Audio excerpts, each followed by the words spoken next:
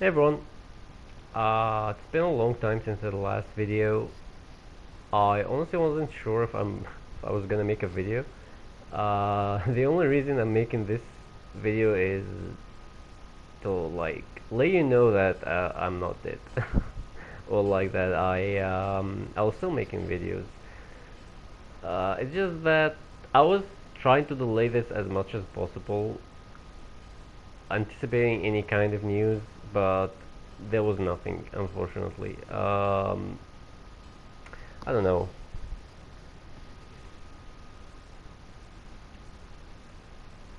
It seems to me that there was a lot of rumors, a lot of insiders, a lot of talk about a March reveal, and I was counting on that, but it seems like we'll still have to wait for around E3 time. So yeah, I won't discuss the leaks. The leaks were discussed to death. There's nothing more I could add from on top of the 100 YouTube videos that were made about the leak, and I made a video about the leaks myself. So there's not much really that I could add. I also won't speculate like the previous videos that I used to make, because we already know stuff about the game. There's no point in speculating, and some of our speculation were actually true. So I honestly don't know. I don't know what I'm supposed to talk about. It's really awesome that we are. You can still hear people ringing the bell for a 10 years old game. But yeah, I was just randomly roam around the world. There's no really an objective to this. Anyway, I think that the thing that actually motivated me to make this video is most of the reaction to the trail was positive. There was a lot of excitement and hype, but I saw some comments and people on the internet and on my some of my videos, people actually disliking and calling the game Dark Souls 4 in an open world. And it's totally fine to have an opinion about something. Um, but this is why on the start of the previous video I said that we shouldn't judge the game based on what we saw, because everything in that leak were not supposed to be shown, and it was early footage, it was not optimized, it was meant for eternal use only.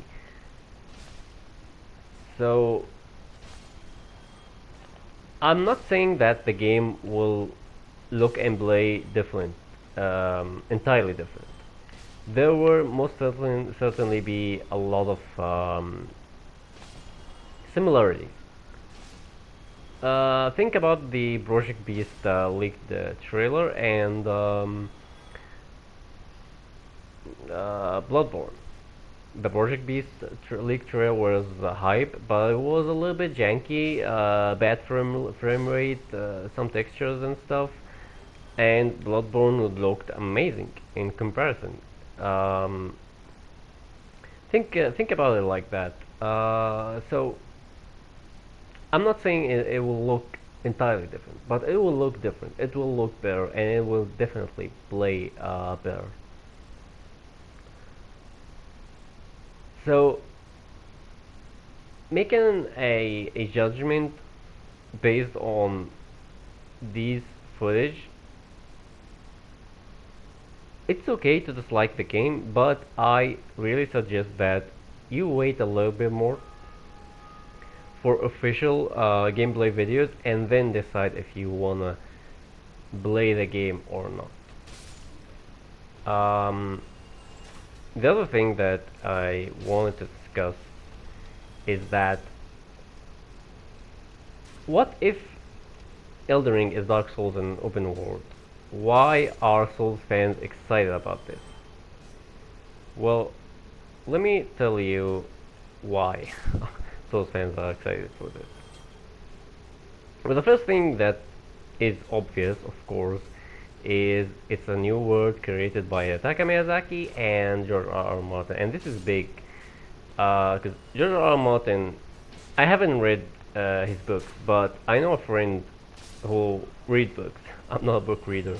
I know a friend who reads books and a lot of books, and they said that George R. R. Martin writing is amazing.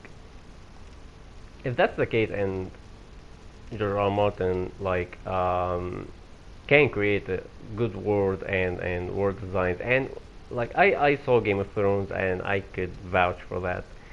Um, like I know it the books are where you get the actual experience of George R. R. Martin writing, but you can like get some glimpse of that in Game of Thrones. Um, so yeah, George R. R. Martin, a world created by George R. R. Martin. Why is that big? Because From Software has been creating new worlds for like a decade, and some of the stuff that they make, you see some kind of patterns, and some stuff you start to expect some kind of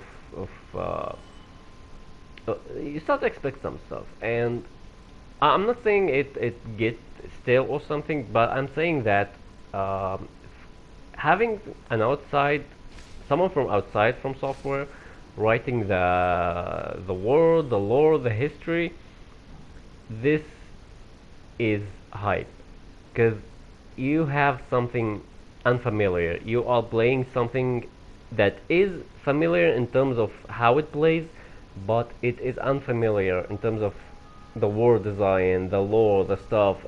There are a lot of like um, when Omnipotent wrote about the world design in Reset Era, he mentioned like uh, relations between different factions, different political powers in Elden Ring, different stuff. These kind of things are not in Dark Souls, or at least it was hinted in Dark Souls to a small degree, but having them as the main focus in Elden Ring is something like, wow, it will improve the world building a lot.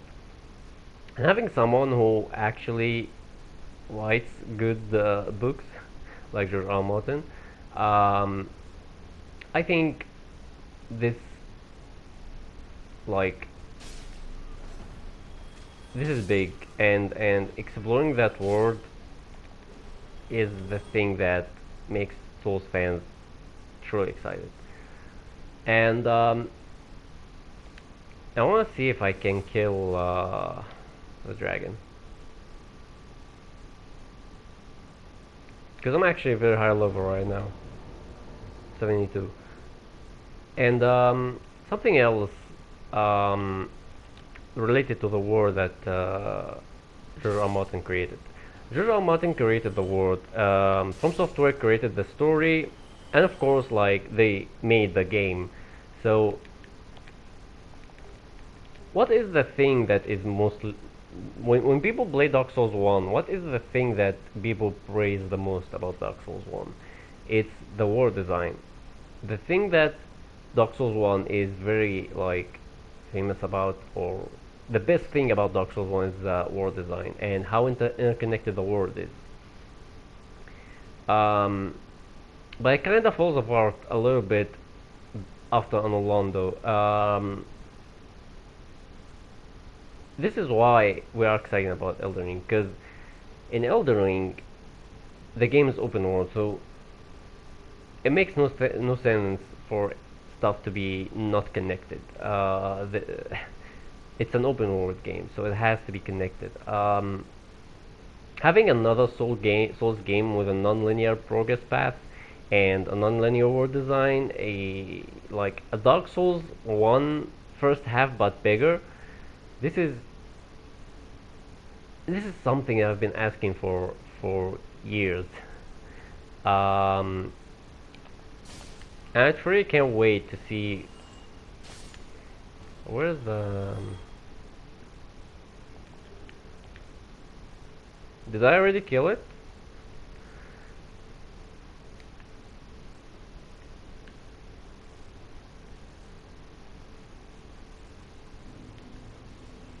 Okay, I don't know. I cannot wait to see how, like, how exactly open will that world be? Will it be like you unlock areas by defeating easier areas, or everything is unlocked from the beginning, and if you just go to the wrong area, you're screwed? I would love for the second option. And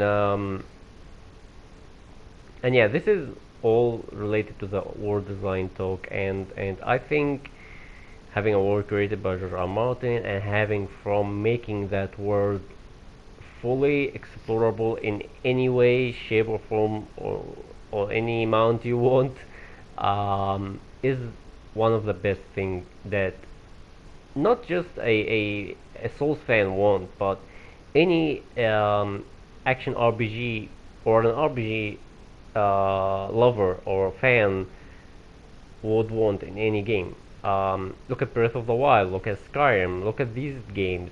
People like the freedom. I know a lot of friends who own Skyrim but never ever done the main quest in the game. They just play the game and wander around. So yeah, the the third point is actually also related to the open world, to a certain degree. That is the, yeah, okay, he's not gonna spawn for some reason. I think I already killed him. I honestly don't know.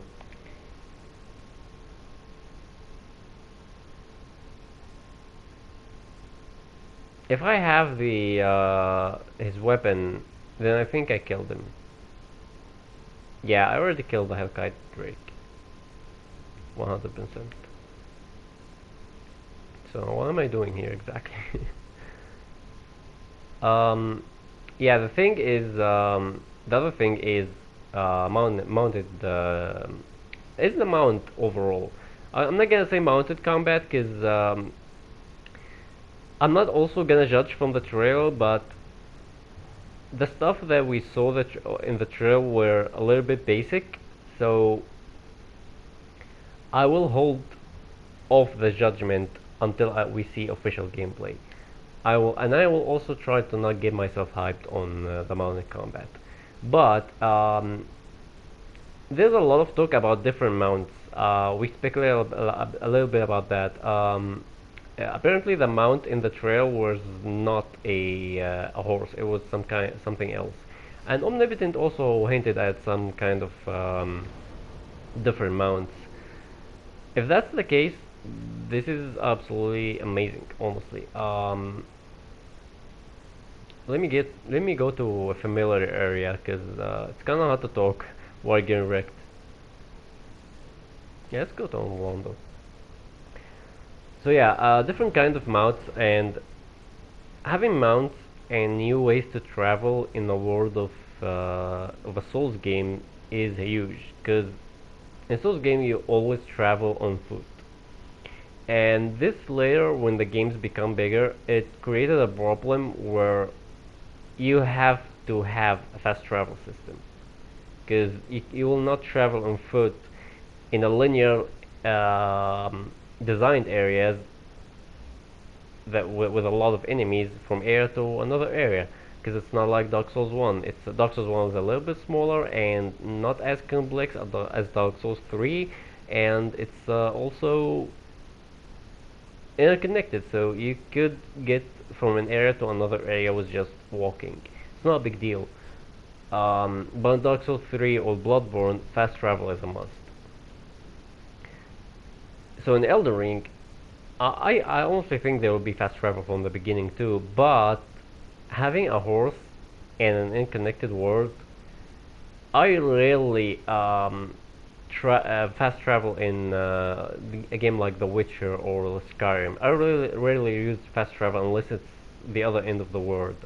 I usually just travel by horse or any other way available because it feels amazing and it immerses you in the world. So having a horse and a new way to travel the game is just amazing, and I cannot wait for that.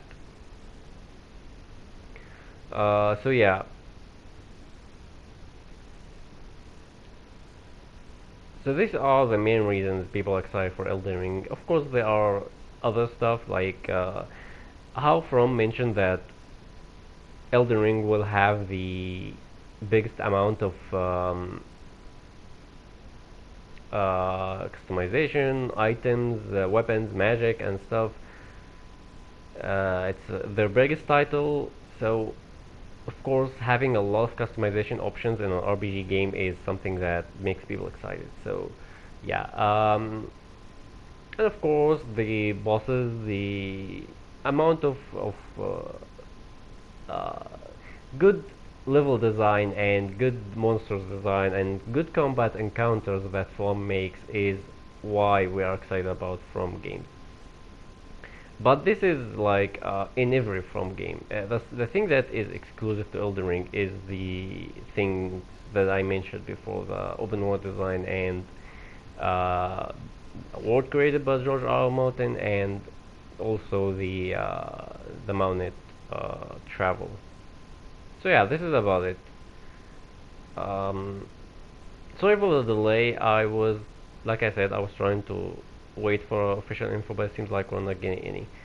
Um, so yeah, these all these videos will be some like me talking about nonsense until we get official info, because it seems like we'll have to wait a little bit more.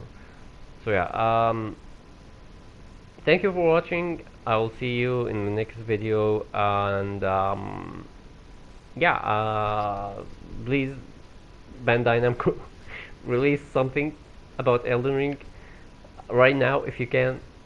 If not, maybe tomorrow. If not, next week, please. So yeah, I'll see you guys next time. Peace.